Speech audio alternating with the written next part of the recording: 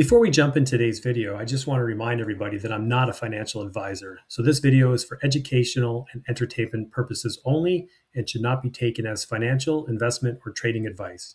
All investments involve risk, and you should do your own research or consult with a licensed financial professional before making any investment decisions. Just remember, past performance is not indicative of future results. Hey everyone, it's Paul here on my channel, Better Call Paul, and I'm so excited to start 2026 and showcase to you guys my new daily Snowball Portfolio. I've made a few changes. I'm kind of changing up the plan for 2026, so let's jump right into it. All right, guys, here's my spreadsheet. So the plan for this year is going to be to buy WPay on Mondays. Now, I've put this on hold for a little while, but I'm going to get back into it, even if I just buy one share. All right, so buy WPay on Monday, buy WBTC on Tuesday. Now, on Wednesday, if you remember from last year, I was buying QQQY, which I have sold out of and replaced with my QDTE position that I've always had, but this will now be a weekly buy. And then on Thursday, I'll be buying blocks. And today is Friday, so I bought MSTW. So what I did was I bought an extra 10 shares. And you can see over here that before I purchased my 10 shares, my average cost was $25.84. And buying those 10 shares at just over $10 a share brought my cost down to $23.21. Now, some people might wonder, why am I still investing in this ETF or this income fund? And the reason is because I believe in MicroStrategy. So if you don't believe in Bitcoin and you don't believe in what MicroStrategy is doing, strategy, if you don't believe in Michael Saylor, you don't believe in strategy, you don't believe in them for the next 5 to 10 years, then this is probably not a fund for you. Down here at the bottom, you can see the 4 positions that I started back in October. Added these to my portfolio: blocks, MSTW, WPay, and YBTC. I track everything, right? How many shares I hold, what my book cost is, what the current value is, what my average price is, the yield on cost, okay? And then I track my dividends. Down here at the bottom, you can see in green. So right now, the only thing in green is my dividends or distributions. And then below that, I have the equity, right, which is negative, plus the dividends, and it shows the total. So right now you can see that all of these are in the negative. All right, guys, I'm not giving up on this case study or this portfolio because they're in the negative, right? We're going to keep going at it, and we're going to see if we can eventually bring some of these into the positive. I would especially like to see what happens once Bitcoin takes off again, because we all know Bitcoin is cyclical and eventually it will probably blow up again, right? And get to new all-time highs. So here's my daily Snowball portfolio, and I'm calling this high risk, high reward. So please take note of the word high risk, or 2 words. This is not necessarily for everybody. This should be a small portion of your portfolio, right? This is not where you want to invest 100% of your money thinking that you're going to retire, at the age of 25 or 30 and live your life, on a yacht sailing around the Caribbean somewhere. Okay, guys? So just keep in mind, these are very, very high risk investments, but when they're doing well, they do pay very well. So let's go through them and see how they did this week.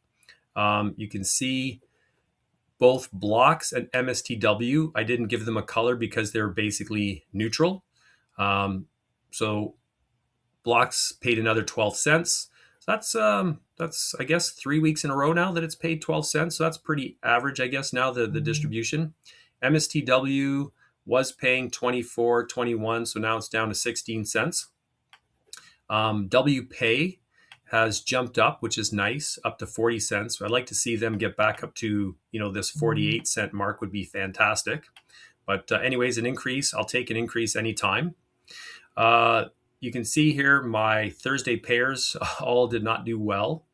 Now, YBTC had 2 really good payments at the end of 2025, which most likely were because they had excess premiums they hadn't paid out, so they had to pay them out. I don't think it was because they had increased premiums that week. But anyways, either way, had two fantastic weeks. You could see 85 cents and $1.38. Now this is back to, I guess, normal, a little bit below the 21 cents. But anyways, for Alti, you can see 48 cents, 47 cents. So it's pretty close. A few weeks ago it was 49. I don't mind if they keep paying 47, 48 cents as long as they can keep the NAV and the share price stable. If that keeps dropping down, then eventually this is just going to drop as well. YMAX and YMAG, these were the real dogs of the week. You can see YMAX paid just over 8 cents, and YMAG down to 5 cents is terrible. But hopefully next week they'll come back strong. They seem to have the odd bad week every 4 or 5 weeks. So we'll see what happens next week. I am tracking, as you can see here on the left, I put total return. So I am tracking every week how my YMAX is doing. And, if it's paying out more than it's appreciating, or it's depreciating more than it's paying out, then I'm going to get rid of it. So down here, my Friday payers, you can see I have QDTE. It dropped a lot. I didn't put this in yellow, but it did drop a lot because just like YBTC, it had 2 weeks where it paid incredible, right? $1.91 and $1.72. RDTE was the same. It had 1 week where it paid 39 cents, 1 week where it paid $1.08, and then down to 17 cents. So we'll have to see where these two are at next week.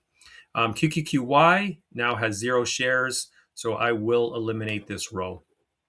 And here's my Misty position. I have my 30 shares. It was 150. I was a little bit late to the game for this one, so I didn't reap the rewards that came in the first 6 months to a year. But I'm still holding on to these shares. I'd like to get to the point where all of the shares I've bought are paid for from dividends, and then I will decide what I want to do with Misty. Okay, so you can see here that my average for the last, I think it was a couple of months of 2025 was $902. Keep in mind that it was dropping, right? So I was trying to get up to 1,000 a week. It started going down 800, 700, 600. Then we had those last 2 weeks of the year where because YBTC, QDTE, RDTE were paying out those incredible payments, all of a sudden my weekly was $1,200 to $1,500. So those were 2 really, really good weeks, but not normal. So for this week, you can see that I only made $455.60 Canadian.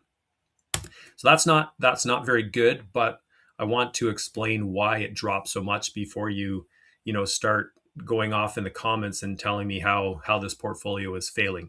If you remember when I started this back in October, I still had from Yield Max, I had Tesla, I had Nvidia, I had Coney, and maybe one other, I can't remember.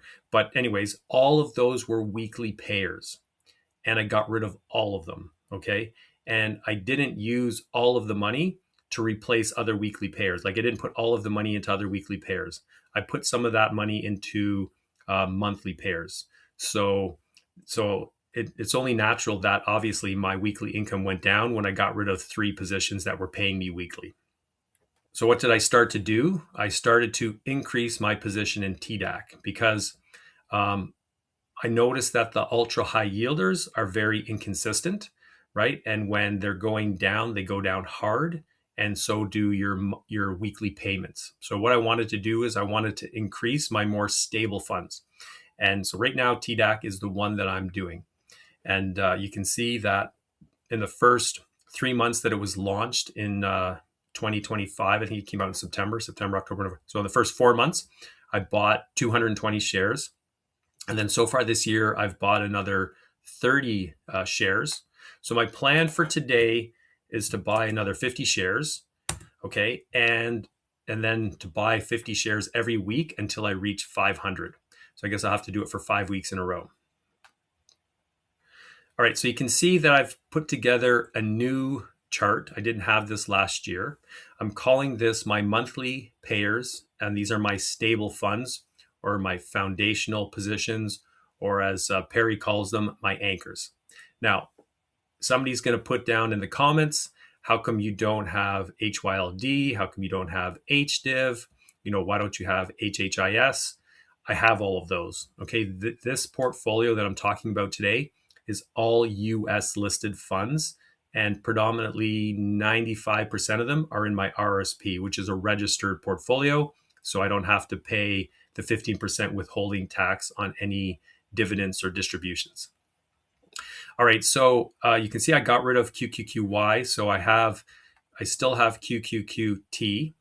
I have 200 shares, and it paid me this month $62.18. Now, spoiler alert, I'm actually selling QQQT because I had QQQY, QQQT, TDAQ, QDTE, and also on the Canadian market, I have QDay. So I feel like there's just far too much overlap. So QQQT is going to be sold off, and I'm going to bring my SPY T next week will be at 300 shares instead of 235. And like I said, I'm going to increase my TDAQ by 50 shares per week until I hit 500. So I'll be left with SPY T, which more or less pays the first week, T SPY pretty much close to the end of the first week, second week. TDAQ pays in the third week, and AIPI pays in the fourth week. So you can see right now, these funds all together will pay me Canadian $851. So I'd like to see this number go up as well. I'm not quite sure what my goal is yet for my weekly payers and my monthly, but as long as they keep increasing, I'll be happy. So just keep in mind, this is my stable funds, right? And then the ones that I showed you previously, my weekly pairs, are my higher ultra yielders. But if they don't perform in 2026, I am going to get rid of them one by one. All right, guys. So that's it for this week. I want to thank everybody who follows along with this portfolio that I have. I get a lot of comments, people saying thank you for continuing to do this, even though the market's been down and some of my funds have been down. I haven't given up on it. Where they said a lot of YouTubers just drop off, and you don't hear from them anymore. So I'm going to post another video today because I didn't have one out yesterday. So you can look forward to that later on. But anyways, guys, it's Friday. It's the weekend. I hope everybody has a great weekend. Keep in mind, I am not a financial advisor. Guys, I'm sharing with you what I'm doing, right? I'm 52 years old. I'm basically, I'm going to say semi-retired because, working on YouTube does take up a lot of my time. It's a passion project that I really enjoy, and the interaction with you guys is fantastic. But yeah, I'm not a licensed financial advisor. So please don't take this as me promoting anything to you. Okay, I'm not telling you guys to go and buy any of these ETFs. You have to do your own research, right? You have to watch more videos, go to the website, do some research, read about it. A lot of times the prospectus is very, very long, but you can ask, you can always ask AI to go through the prospectus, ask it specific questions, see what you get back in terms of results, right? Anyways, guys, I think this video has been too long already. I like to keep them short enough that you guys don't spend your whole day watching YouTube. All right, so everybody have a great weekend, and until the next video, bye for now.